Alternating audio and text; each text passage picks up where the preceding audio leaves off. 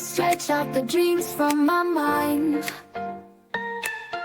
Granny's got the scoop, let's unwind. Birds are chirping, singing their tune.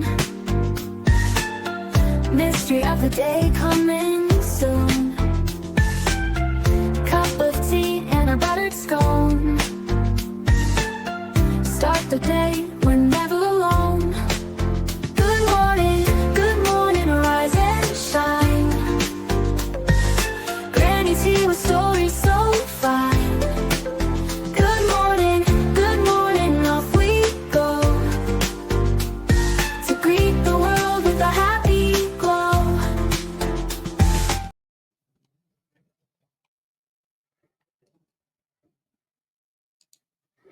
Good morning, everyone. I hope everyone's doing wonderful this fine morning. Grab your coffee, tea, cappuccino, whatever it is that you drink in the morning, and we are going to get started. Today we are talking about a family, the Martin family, that went missing in 1958. Mother and father and their 3 daughters. It's a very cold case, right? Very sad case.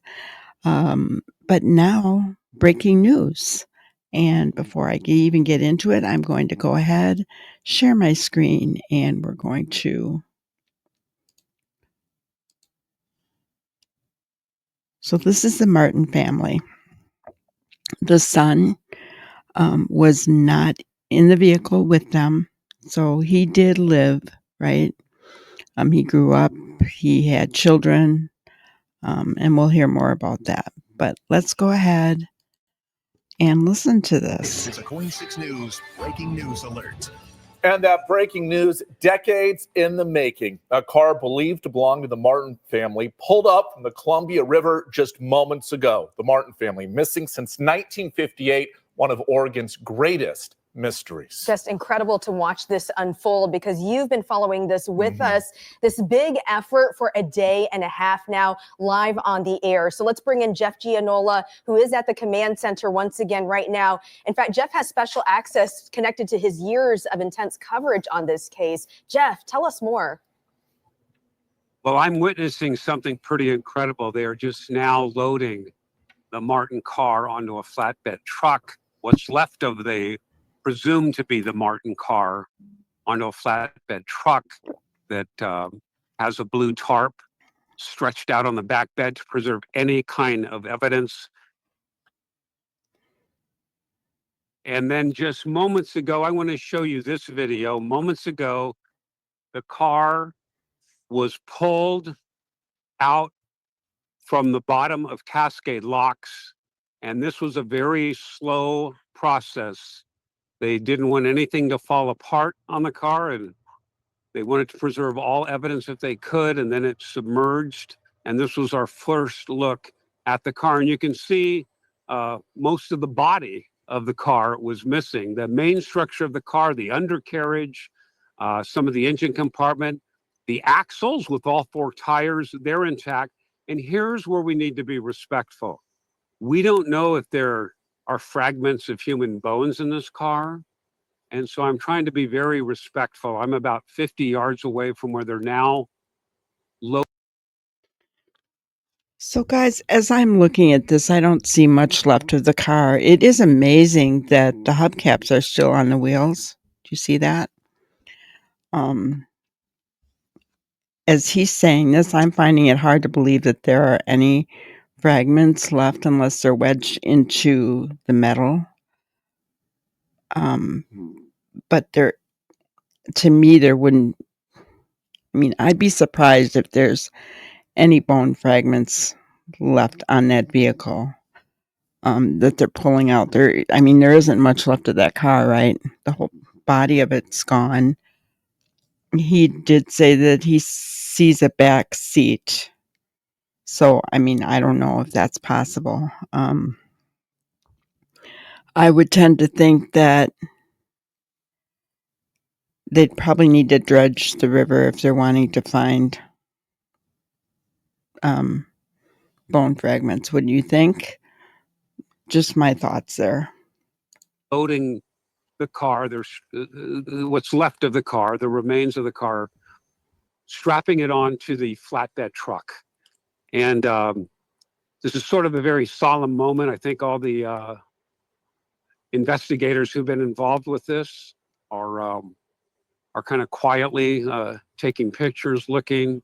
They're being very respectful of what's going on. Once again, you don't know what kind of evidence is in this car. So they're treating this very respectfully, very professionally, and they're just in the process of strapping the car down onto the flatbed truck. This has been quite an ordeal. The barge arrived here yesterday, the crane with the crane on it, around 12:30.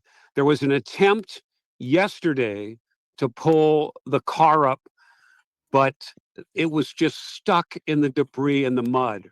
Early this morning, divers with the salvage company out of Portland, associated with the crane, they were working feverishly to clear the mud and debris and the rocks, things that were sucking the car down like a vacuum onto the floor of the locks.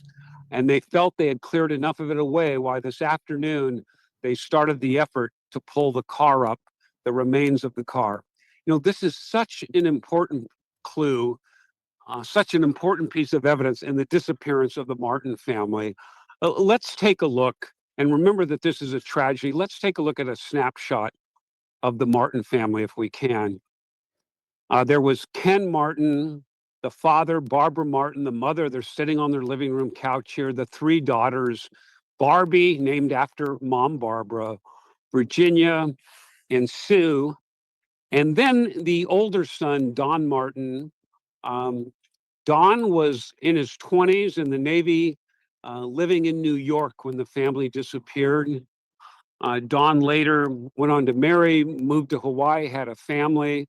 And I've corresponded with Don's children over the years of my covering this. And the sad tragedy is here, they knew nothing about their grandparents or their aunts. Their father didn't talk about it, and maybe it was too painful for them.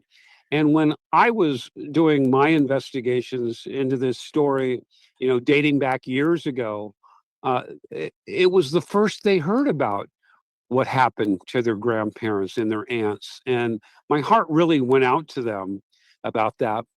You know, you think about the coverage we've had on this story over the years, and I would be remiss if I didn't mention the great Ann Sullivan, who was a reporter for the Oregonian for more than 52 years. And she covered this from day one and constantly kept readers updated throughout Oregon on what. So I find it rather strange that the son never talked to his children about his parents or his sisters, right? Their grandparents, their aunts. You know, was it too difficult? Was it too painful? I mean, you know, why did he never talk about it? I just, you know, it astounds me, I guess, leaves me speechless because typically you're going to tell someone, you know, and you would think that the kids probably asked about their grandparents, right? And he never talked about them. I just found that very strange. What was going on. And she did some pioneering work in the mystery of the Martin family. And I do want to salute Ann Sullivan. She's no longer with us, but I wonder what Ann would think this day. They're starting to cover up the remains of the car, the wreckage of the car, with a blue tarp. Once again, I can't stress enough that we just don't know what kind of evidence is in the car. You know, you may look at this and say, you know, there's not much there, but I can see from my vantage point, there's a back seat that's, you know, tattered and torn, but what's in that seat? They're going to go over there. Are there maybe some fragments of human bone? Is there possibly other kind of evidence? There were two theories into the disappearance of the Martin family. The very first theory, days after they disappeared, the Hood River sheriff saw tracks in the gravel. This was not a paved lot then, it was a gravel lot. It was easy to back your car up into the locks accidentally. And he felt that the Ken Martin may have accidentally backed in to the locks. The Multnomah County detective Walter Graven, he investigated the case, and when they didn't find. So my question is, back in 1958, if he felt that Ken Martin had backed his vehicle accidentally into the locks, why didn't they try to pull it out then? Why didn't they send divers down to see? Right? I'm I'm curious. I realized that in 1958, because that's the year I was born, that they didn't have quite the technology that we have today, but I think they still had cranes and that kind of thing. So barges, all that stuff. Why, I'm curious why they didn't do that back then. Find the car here at Cascade Locks initially, he came up with some theories. There was some pretty strong circumstantial evidence that this could lead, that Martins were victims of foul play. He felt very strongly about that. This case haunted him for the rest of his career. And he always said his last entry in his detective book will be solved when they find the vehicle with the bodies inside. Well, I can tell you from my vantage point, I'm not seeing any full skeletal remains or anything like that, but we just don't know what kind of fragments could be in what's left of this car. And we need to be. Well, we're talking 66 years later, guys, right? Goodness sakes. I don't know how much, like I said, there may be a few bone fragments left in that backseat cushion. I don't know. But I would tend to think that any bone fragments would still be in that river, wouldn't you? You would think that if the divers saw anything, but how's that current? Were things swept away? And we're talking 66 years, right? Goodness, that's a long time for things to be left to decay in the water like that. I don't know about that. Be very, very respectful of that. It's kind of a very somber scene down here, very quiet. Everything's quiet. The crane has stopped working, and you just think you'd never, see this day in a mystery that's more than 66 years old. The mystery of the Martin family. They're pretty convinced this is the car, and let me tell you, local diver Archer Mayo is the one who discovered this car, and it was buried under tons of debris. And he spent a long time uncovering. This is his underwater video that he took, and you can see the amount of debris on this car. He was able, during one of his dives, to get a partial plate. And back in the 50s, Multnomah County, you had your own metal registration tags. And he had a picture of that he took. And that's how they were able to identify this, or pretty certainly that this was the Martin car. Now, Archer also said he felt this car was pretty intact. But remember, this car is upside down in the water. That's the way it came up. And that's what Archer saw when he was down there. So the undercarriage of the car is pretty intact when you look at it. The axles are there. So Guys, it looks like he's using a vacuum here. Now, we see a lot of seashells, right? But did he, in this vacuum, did he save, what he was vacuuming up? Because there could be bone fragments in that, right? I find it very interesting. I guess this man was determined. He looked every year for many years for this family's car. And honestly, I'm surprised. You can see the tire right there on the left, right? I'm really surprised that he was using a vacuum around this car. Granted, he said it was under tons of debris, right? But oh my goodness, did he save what he vacuumed up? That's my question, because he could have been vacuuming up bone fragments. Just my thoughts.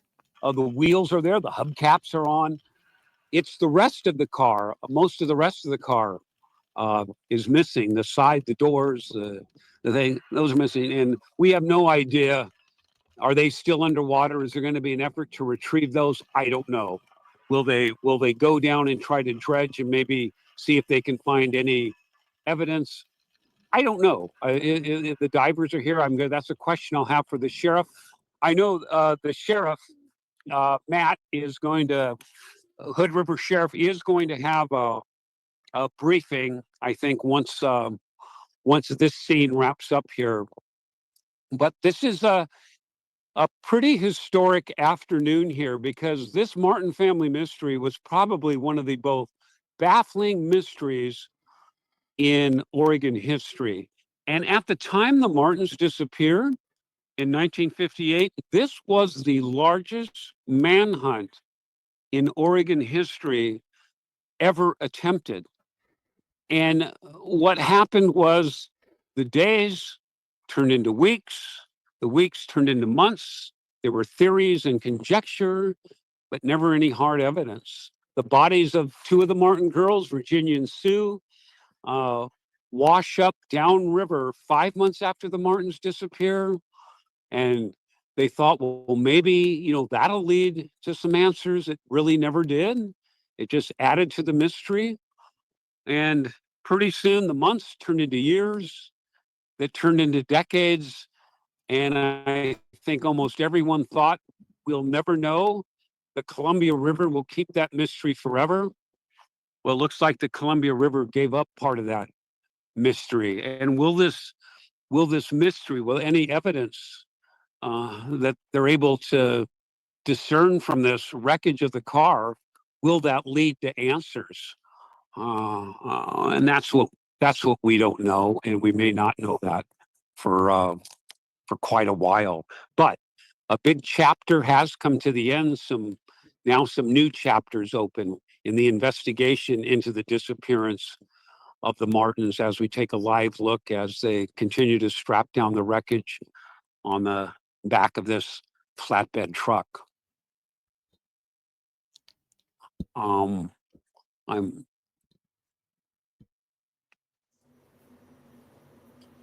Jeff, you've done such an incredible job, as I mentioned, a day and a half of really giving us this intense play-by-play of this latest new lead in this case, but also as we reflect on the intense investigative work that you've done on the mystery behind what happened to the Martin family, who they were, the many theories that we all ponder. And I want to say a big thanks to you and everybody who's helped cover this for the last day and a half. And we know that, as you mentioned, this closes one chapter, but we know that then a lot more work continues after this. Could there be more evidence? What will be found with the debris of that car? So then there's so much more ahead from here as well. Jeff, we want to thank you so much once again, and we'll be checking back with you. Yeah, I want to thank the investigators on this and Archer Mayo, who found the wreckage. They're the ones that really, I think, deserve the credit today. All right, I will stay with this, and I'll be talking to you during our 5 o'clock newscast. All right, Jeff Gianola live for us tonight in Cascade Locks. And of course, we do have much more on the Martin. All right, so there you have it, guys. Sounds like it was a big case in Oregon. I'd never heard about it until now. I find it incredible that 66 years later, they have found the vehicle. And, I mean, a lot of it's still intact as far as the frame. They were able to pull it out one piece, right? 4 tires, hubcaps on them. That's amazing. It doesn't sound as though, I mean, I could be wrong, don't take this as fact, but it doesn't sound as though the son, Don, is still alive anymore. If he was 20 in 1958, that would make him 86 or 87 now. So it's quite possible he's no longer with them, especially since the kid said that, he never spoke about his parents or his sisters. So we can't really say that this brings closure to anybody, except to, the man who's been diligently searching for this, the investigators that were involved that may still be alive today, that kind of thing. It's big news as far as the fact that it was a big case, disappearance, an entire family of 5, right? How and why, maybe they'll get some answers. Then again, maybe not. Without bodies, it's kind of hard to tell, right? So, I thought this was kind of an interesting story to talk about, guys. And, there'll be more to it once they, analyze everything. So, anyway, I hope you guys have a wonderful, wonderful day. Thank you for being here. And please be sure to hit the like button on your way out, the subscribe button, and the bell to make sure you get notifications for when we go live. We go live almost every evening at around 5 p.m. Central. We would love to have you. We have a great family. So thank you so much, guys. Have a great day. Thank you for watching another episode of Granny's Crime Busters. We really appreciate each and every one of you. Don't forget to subscribe and like and even share the content. You can follow us on any of our other social media platforms at YouTube, Twitter, Instagram, Facebook, and TikTok. We really appreciate you guys, and you can also email us at grannyscrimebusters@gmail.com. Thank you so much, and we will see you on the next one. Thanks, guys.